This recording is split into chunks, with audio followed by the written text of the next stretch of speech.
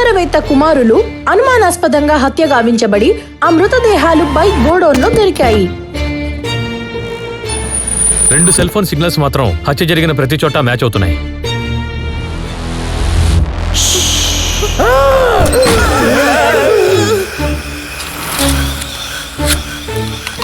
వాళ్ళు తినడం చూస్తే మనుషులు తింటున్నట్టు లేదు.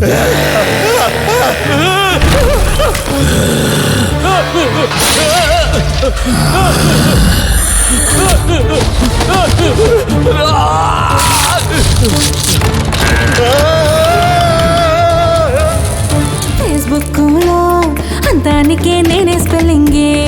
పట్టుకోట్రా దాన్ని. నేను యాలకుల స్వామిని. ఎలాంటి ఆత్మ అయినా సరే వాళ్ళ మతాలకు చెందిన ఆచారాలకు కట్టుబడి ఉండాలి. మమ్మల్ని బయటికి పంపించాలని ప్రయత్నించకండి.